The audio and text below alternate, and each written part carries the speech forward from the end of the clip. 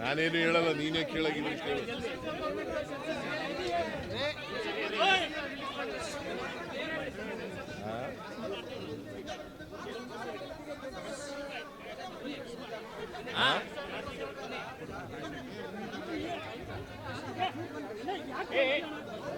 ಸುಮ್ನಿರಪ್ಪ, ಒಂದ್ ನಿಮಿಷ ಹಂಗ್ಯಾಕ್ ಮಾಡ್ತೀರಿ?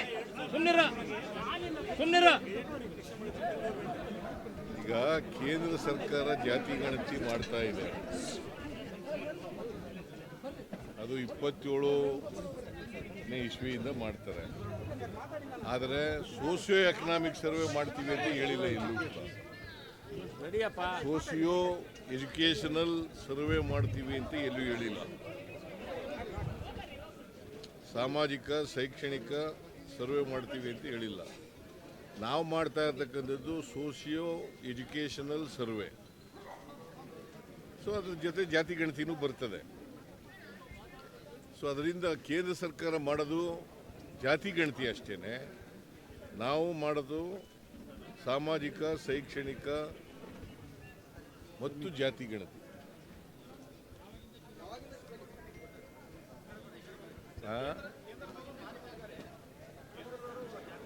ಅಲ್ಪ ಅವ್ರು ಮಾಡಲಿ, ನಮ್ದೇನು ತಕರಾರು ಇಲ್ಲ.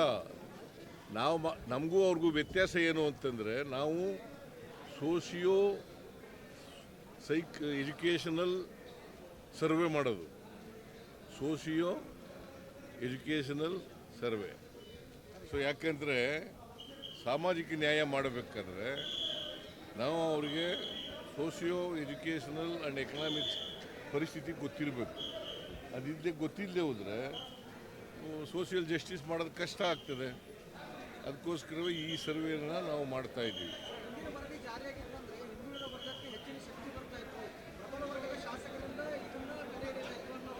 ಪ್ರಬಲ ದುರ್ಬಲ ಅಂತಲ್ಲ, ದುರ್ಬಲರು ಆಕ್ಷೇಪಣೆ ವ್ಯಕ್ತ ಮಾಡಿದ್ದಾರೆ, ಪ್ರಬಲರು ಆಕ್ಷೇಪಣೆ ವ್ಯಕ್ತ ಮಾಡಿದ್ದಾರೆ. ಅದರಿಂದ ಮತ್ತೆ ಅದು ಎಲ್ಲಕ್ಕಿಂತ ಭಾಳ ಮುಖ್ಯವಾಗಿ 10 ವರ್ಷ ಆಗ್ಬಿಟ್ಟಿದೆ. Section 11 of the backward class act ಪ್ರಕಾರ, ಸೆಕ್ಷನ್ 11 ಕ್ಲಾಸ್ 1 ಅದರ ಪ್ರಕಾರ 10 ವರ್ಷ ಆಗಿದ್ದರೆ ಹೊಸ ವರದಿ ತರಿಸ್ಕೋಬೇಕು ಅಂತ ಇದೆ. ಅದಕ್ಕೋಸ್ಕರ ಮಾಡಿದ್ದೀವಿ.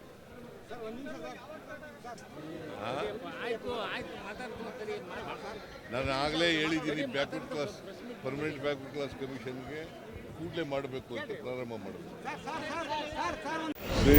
ನಿಮ್ಮ ಮಾಧ್ಯಮದವರು ಇದರಲ್ಲಿ ಅಹಮದಾಬಾದು ದುರಂತ ಈ ದೇಶದಲ್ಲಿ ಆಗಬಾರ್ದಾಗಿತ್ತು, ಇಲ್ಲೇ ಪ್ರಪಂಚ ಎಲ್ಲೂ ಕೂಡ ಆಗಬಾರ್ದಾಗಿತ್ತು. ಭಾಳ ಜನಕ್ಕೆ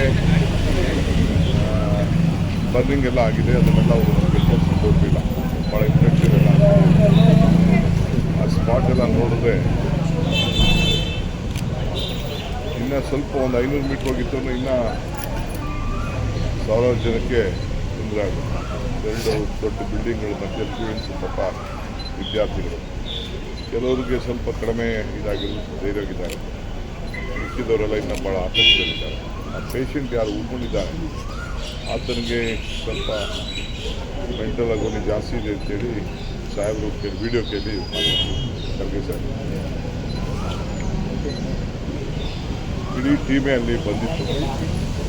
ಈಗ ನಾವು ಆ ಬ್ಲ್ಯಾಕ್ ಬಾಕ್ಸ್ಗೆ ವೇಟ್ ಮಾಡ್ತಾ ಇದ್ದೀವಿ.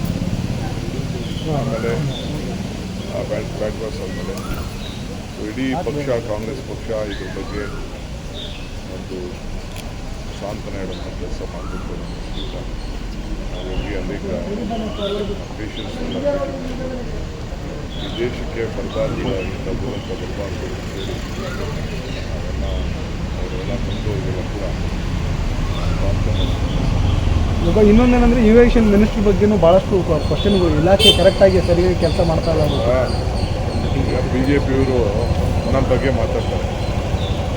ಈಗ BJPಯವರು ದಳದವರು ಏನಿಲ್ಲ ಕೆಲಸ.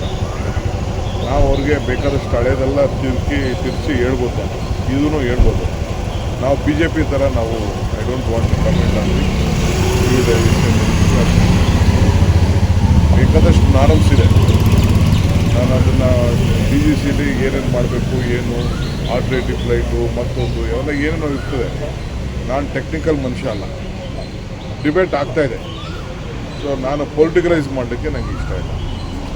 ಸತ್ತೋರ ಮೇಲೆ, ಎಣ್ದೋರ ಮೇಲೆ ಬರೀ ಫೈಂಡಿಂಗ್ ಫಾಲ್ಟ್ಸು, ಅದು BJP ಅವ್ರ ಡ್ಯೂಟಿ, BJP ದಳದವ್ರ ಡ್ಯೂಟಿ. ಈಗ ಮಾಡ್ತಾವ್ರಲ್ಲ, ಎಣದ ಮೇಲೆ ರಾಜಕಾರಣ ಮಾಡ್ತಾರಲ್ಲ, ಅವರು ಅದು ಮಾಡ್ಕೊಳ್ಳಿ. ನಾನು I don't want to comment on the minister at this point of time. This is a serious concern of the nation. ಒಂದು ಆರೋಪವನ್ನು ಮಾಡಿದರೆ, ನಿಮ್ಮ ಸರ್ಕಾರ ಹಾಕುವಂತ ಟ್ಯಾಕ್ಸ್ ನೋಡಿದ್ರೆ ನನ್ನ ಸರ್ಕಾರ ಇದ್ರೆ ನಾನು ಗೃಹಲಕ್ಷ್ಮಿಯನ್ನು 5,000 ರೂಪಾಯಿ ಕೊಡ್ತಿದ್ದೆ ತಿಂಗಳಿಗೆ ಅಂತ. ಅಂದ್ರೆ ನಿಮ್ಮ ಟ್ಯಾಕ್ಸ್ ಅಷ್ಟು ಮಟ್ಟಿಗೆ ಇದೆ ಅಂತ ಅವರು ಆರೋಪ ಮಾಡಿ. ಬಹಳ ಸಂತೋಷ, ಚೆನ್ನಾಗಿರ್ಲಿ, ಆರೋಗ್ಯಕರವಾಗಿರ್ಲಿ ಅವರು. ಸರ್ ಕಾಂಗ್ರೆಸ್ ವಕ್ತಾರರು ಹೋಗಿದ್ದಾರೆ ಇಸ್ರೇಲ್ದು, ನೀವು ಮಾತಾಡಿದ್ರಿ ಅಂತ ಕೇಳ್ಬಿಟ್ಟಿದ್ದೆ. ಬನ್ನಿ